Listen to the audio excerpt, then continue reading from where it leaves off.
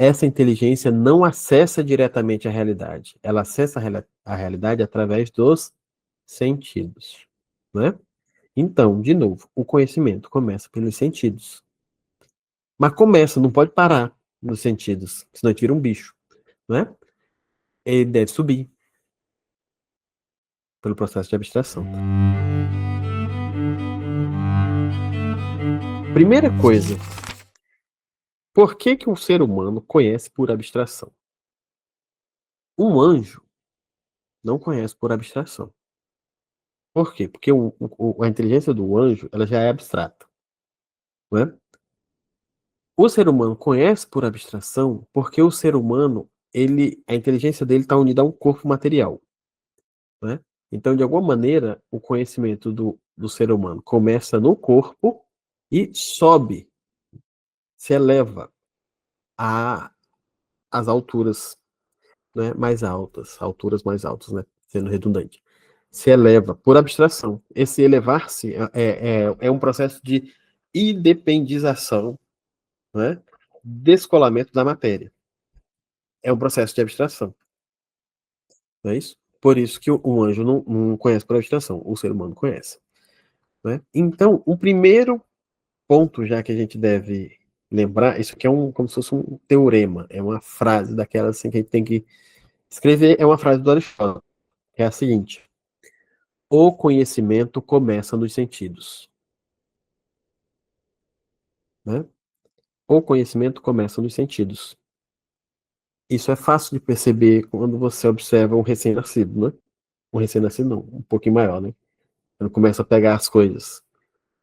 Eu tenho um bebê aqui de 8 meses, então é aquela fase de a mãozinha rápida, né? Você dá bola, ele pega e bota na boca. Arranca óculos, né? Então é isso, ele tá conhecendo o mundo pelos sentidos. É o tato, o paladar, tudo, né? O conhecimento começa pelos sentidos, ok?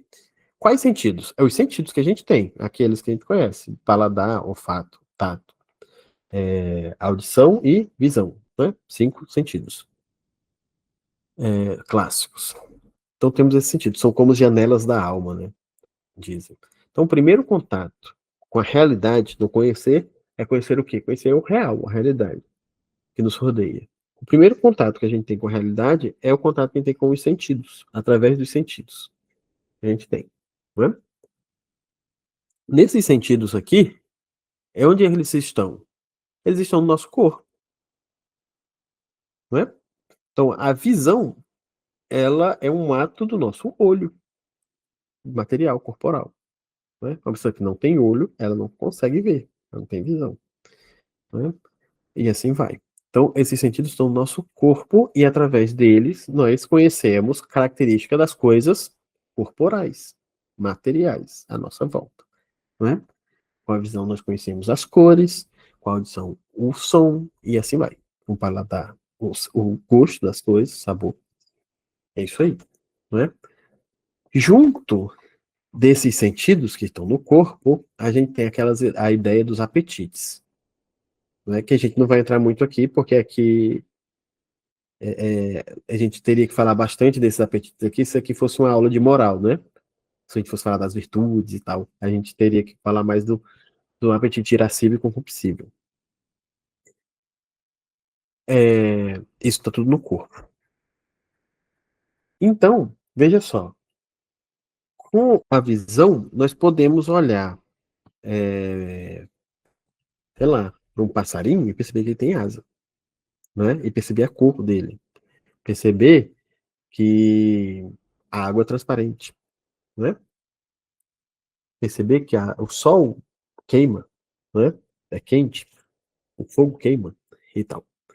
Mas, com os sentidos, a gente nunca vai conseguir saber o que é o fogo, o que é o bem, o que é saúde, esse tipo de coisa. Né? Com o que a gente sabe isso? É com a nossa inteligência. Né? Então, a inteligência é a capacidade que a gente tem de conhecer, de inteligir. Inteligir quer dizer ler dentro. Interlegere. Ler dentro. Ou seja, as características materiais que a gente consegue ver, ou melhor, que a gente consegue perceber com nossos sentidos, são características exteriores das coisas, não é? Por exemplo, aqui na minha mão, por acaso, não foi eu que deixei aqui, foi minhas filhas, mas vai servir para nossa aula, existe esse objeto, vocês estão conseguindo ver aí, ó. Ó, com a minha visão, eu vejo que ele tem uma partezinha prateada, uma partezinha pretinha, não é? Com o meu tato, eu percebo que ele é duro, eu consigo perceber o peso, consigo sentir um cheiro, não tem cheiro de muita coisa e tal, não é? Mas meus sentidos não conseguem me dizer que isso aqui é uma gaita. Não sei se vocês conseguem ver isso, é uma gaita. Minhas filhas estavam mexendo com isso, deixaram aqui em cima da mesa. Eu só sei que isso aqui, o que é isso, para que serve, que isso é um instrumento musical, que isso aqui tem relação com um monte de coisa, com a minha inteligência, eu consigo deduzir essas coisas. Não é? O que é uma gaita? É com a minha inteligência. Não é? Essa inteligência aqui, ela está na alma. Ela é capaz de um conhecimento abstrato. Não é? Por isso, independizado, né? Separado, apartado da matéria. Não é? E a gente tem uma parte aqui no meio, que é o imaginário, que vamos já falar, ou na próxima aula, falar desse imaginário e das consequências dele. Não é? Então, mas como a gente falou, a gente não consegue, não existe um conhecimento que entra aqui direto na inteligência. Não é?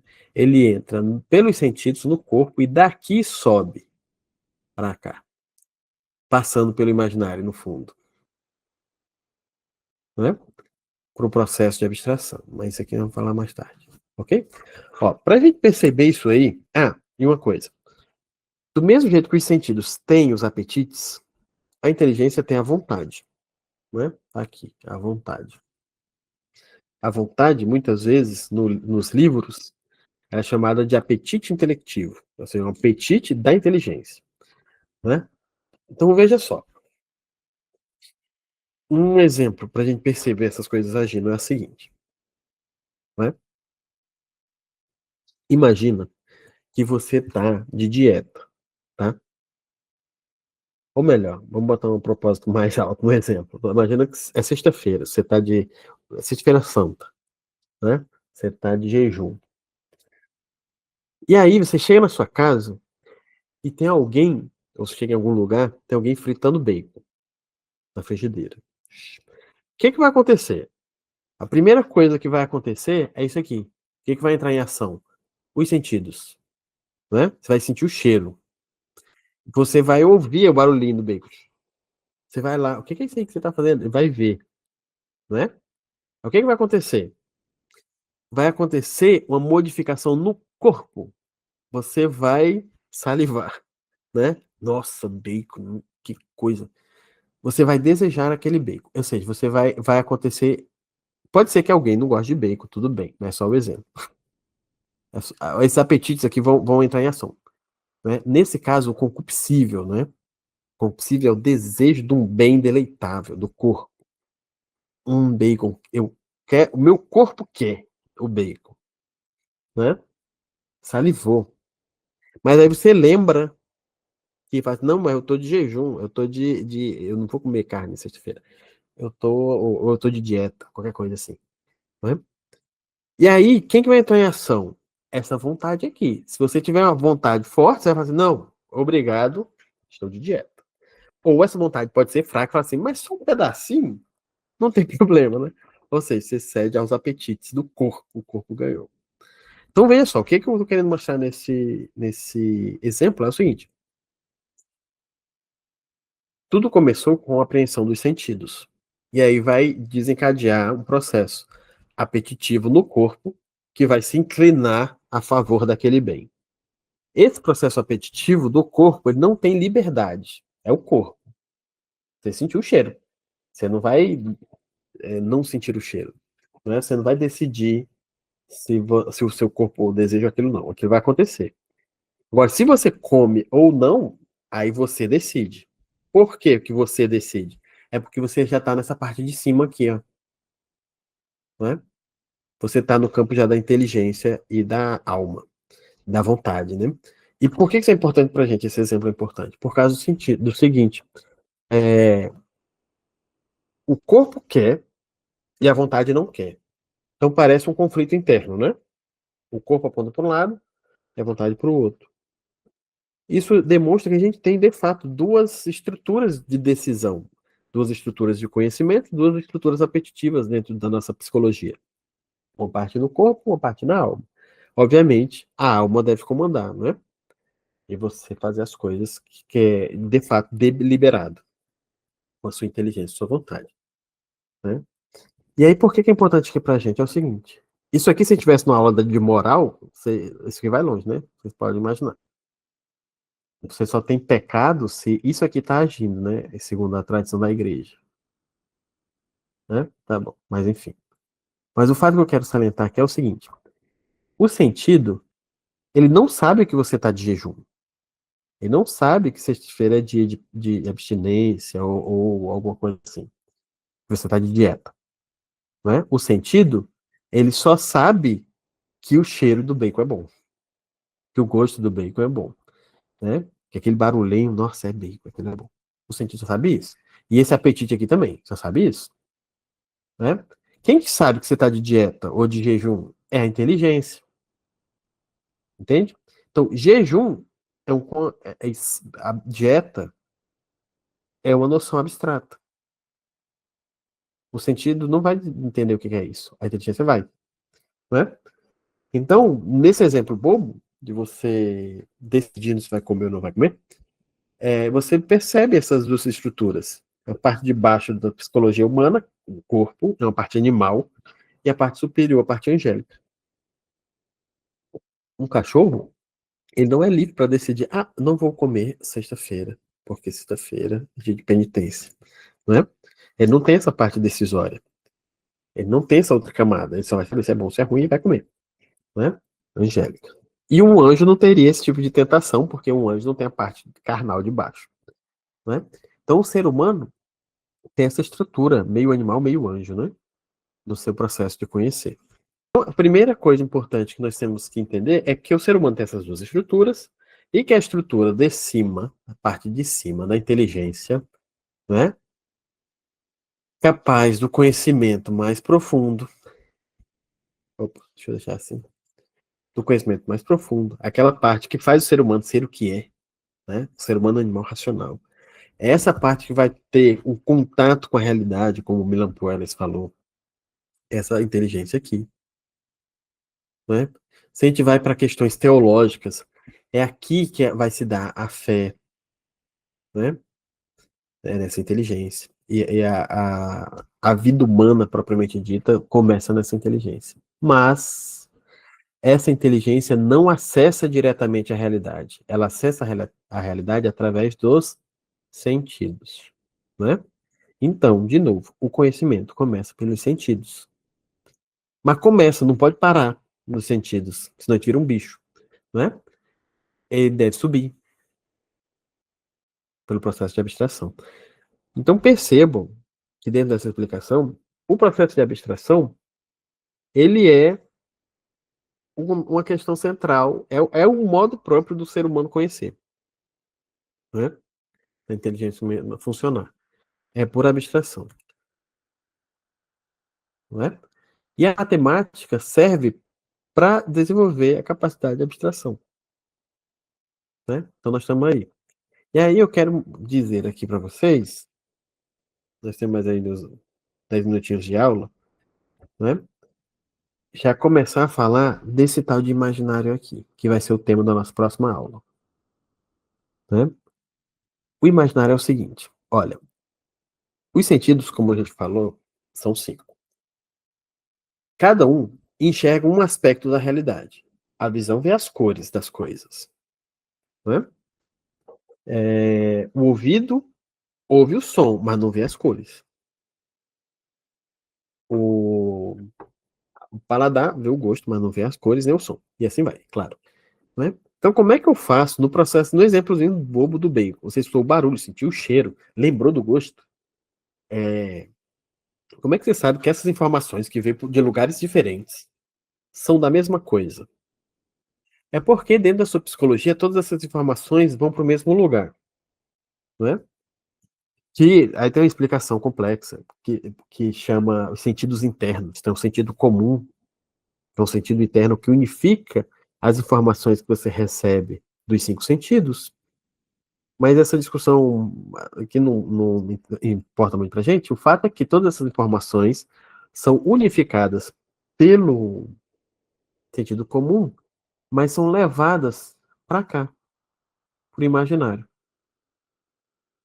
Então, por exemplo, no exemplo de novo do bacon, quando você sente o cheiro, escuta o barulhinho dele fritando, vê lá o bacon, você lembra, você ainda não comeu, mas você lembra do gosto, você sabe o que é bacon. Por que você sabe? Porque você já comeu antes, né? E onde é que estão essas informações? Como é que você sabe? Você lembra, né? Daquele barulhinho, você sabe o que é, do cheiro. Elas estão no seu imaginário. Agora, se eu falar assim para vocês, gente, vocês conseguem fechar o olho aí e imaginar um bacon fritando na frigideira? Todo mundo vai comer, falar, claro, ué, né? Consigo imaginar. Então, essa capacidade que você tem de imaginar é o seu imaginário. Só que ele funciona a partir de coisas que entrou pelos sentidos. Então, se eu pedir para todo mundo assim, olha, gente, imagina aí, vocês conseguem imaginar um elefante? Todo mundo vai falar assim, claro. Pronto. Isso aí que você está fazendo, imaginando um elefante, é usando o seu imaginário. Mas por que que você consegue fazer isso? É porque você já viu um elefante. Não de verdade, pode ser, mas já viu foto de um elefante. Então no seu imaginário isso daí. Aí você pode falar assim, então o meu imaginário é minha memória. Então, junto dele tem uma coisa que a gente pode chamar de memória do imaginário, né? Então, o imaginário mesmo é aquilo que você está imaginando. Então, quem está no meu imaginário agora? Estou imaginando um elefante. Tá, mas essa imagem do elefante eu fui buscar onde? Na minha memória, do imaginário aqui. E como é que ela foi parar na minha memória? É porque eu já vi antes uma imagem de elefante, então entrou pelos sentidos, não é? Se eu falar assim, ó, você consegue imaginar um elefante cor-de-rosa? Todo mundo vai falar assim, claro, consigo. E eu nunca vi um elefante cor-de-rosa. Mas você já viu um elefante que você já viu rosa. Então, de qualquer maneira, entrou pelos seus sentidos, não é? Uma coisa difícil de tentar imaginar é você falar assim, olha, tenta imaginar uma cor que você nunca viu. Você ouviu esse teste? Existe isso daí. Tenta imaginar uma cor que você nunca viu. Não é difícil, você vai falar assim, não dá, né? Não dá mesmo. É porque as coisas que estão no seu imaginário, as imagens que se formam, foram todas coisas que entraram pelos seus sentidos, não é? O imaginário, ele consegue, então, criar imagens a partir das coisas que você experimentou com os sentidos, não é? E esse imaginário é uma espécie de tesouro dessas imagens, não é? Então é por isso que a gente tem que cuidar que essas imagens das nossas crianças sejam boas, não é? A primeira coisa que o Platão fala sobre a educação das crianças é a seguinte: a gente não pode, no começo da vida, deixar que eles vejam coisas feias, né?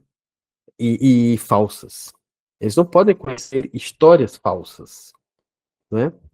E para o Platão, histórias falsas não quer dizer ficção, não. Uma história falsa é uma história, por exemplo, que o mal se dá bem, é uma história que o cara engana os outros e ganha. São histórias falsas, segundo Platão. Então a questão pode. Por quê? Porque isso aí vai criar imagens ruins no imaginário delas, né? Então esse imaginário é essa capacidade de gerar essas imagens a partir do que a gente conhece pelos sentidos. E esse imaginário é capaz de compor imagens também, como por exemplo o elefante cor-de-rosa, a partir de duas coisas que a gente já sabia, ok? E o que que tem? Então, esse imaginário é alimentado pelos sentidos e vai criando ali uma espécie de tesouro de imagens. Esse tesouro de imagens, o Aristóteles chama de experiência. Então, a experiência de quê? Experimentar o quê? As coisas reais, né? Elas vão para onde? Para o imaginário. O imaginário experiente é um imaginário rico de imagens boas e verdadeiras, né? Aí vamos voltar lá no nosso slide do Santo Tomás, para ler uma frasezinha. O intelecto conhece as coisas materiais, abstraindo das representações imaginárias. Opa!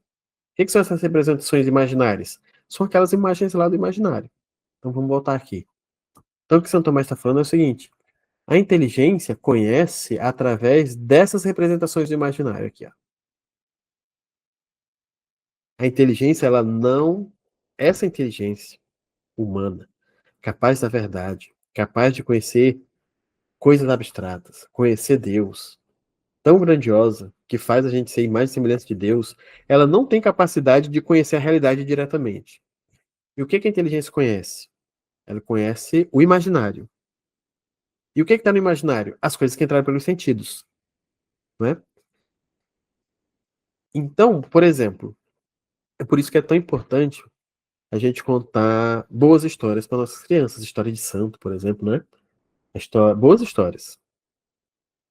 Por quê? Isso aí vai enriquecendo o imaginário delas. É a partir dessas histórias justas, de homens justos, é que elas vão depois saber o que é justiça. As concepções abstratas de bem, de verdade, de justiça, prudência, tudo, elas dependem das imagens que estão lá no imaginário, né? E esse processo, e aí, o que é a abstração desse processo todo? É tudo. Então a gente vai ter alguns graus de abstração aqui, tá? A gente tem a realidade, vou botar aqui embaixo. Essa realidade aqui, eu estou falando a realidade corpórea, material, né? Ela é material, ou seja, essas informações, esse conhecimento está todo ligado na matéria, está nas coisas. Então você tem um primeiro processo de abstração quando isso aqui é recebido pelos sentidos. Esses dados que são recebidos pelos sentidos, eles são levados pela nossa psicologia para o nosso imaginário. Isso aqui é um outro processo de abstração. E do imaginário, ele é abstraído de novo pela nossa inteligência. Então são graus de abstração diferentes aqui. Do sentido, do imaginário e da inteligência. Né? Tudo isso é abstração. O que isso tem a ver com matemática? Tudo. Tem tudo a ver. Por quê? Porque, vamos ver nosso slide lá, a matemática é o ensino que se ocupa da quantidade abstrata. Tudo bem, e aí? E aí, professor? E aí é que a coisa abstrata mais simples de todas é a quantidade. Então é aqui que a gente vai ensinar as crianças a abstrair. Por isso a importância da matemática. Né? Então esse tema todo da abstração, a matemática está ligado muito com ele por causa disso. A quantidade é a coisa mais simples de abstrair. Né? Mas o que é essa abstração? É separar. Né? Abstrair é separar. Separar o quê? Separar conhecimento do outro. Né? Isso aí vai permitir, por incrível que pareça, separar o que é contingente do que é essencial. Vai fazer a gente perceber o que uma coisa é. Né? Então, na aula que vem, nós vamos fazer um exercício de abstração e de definição, de dizer o que uma coisa é. E a gente vai perceber como dizer o que uma coisa é depende de separar, né? E de abstrair, tá? Então, na aula de hoje, para finalizar, nós entendemos aqui essa estrutura da psicologia humana, entendemos que o conhecimento humano começa nos sentidos, mas não termina lá, ele vai subir pelo imaginário para chegar na inteligência. Todo esse processo de subida a gente chama de abstração. Né? E essa subida envolve separação, tá? Essa é a conclusão da aula de hoje, né? É uma aula que eu fica com um gostinho assim de interrompida, mas é porque o conteúdo é extenso mesmo, a gente vai terminar na aula que vem, tá? Tudo bem? Então o papel do imaginário nesse processo, ele é muito crucial e nós vamos ter que, dentro do nosso objetivo de ensinar matemática para as crianças, nós vamos ter que mirar muito ali, tá? O ensino de matemática para os mais velhos, não é? Eu tenho certeza que tem gente assistindo essas aulas que são professores dos mais velhos, de Fundamental 2, ela mira nessa parte aqui, ó, imaginário e inteligência. Dos pequenos, ela vai mirar nessa parte aqui, sentidos e imaginário. Então, esse curso é focado aqui, primeiro. Tá? Então, o papel do imaginário vai ser central aqui na próxima aula. Vamos falar sobre ele. Ok, gente? Então, ficamos por aqui.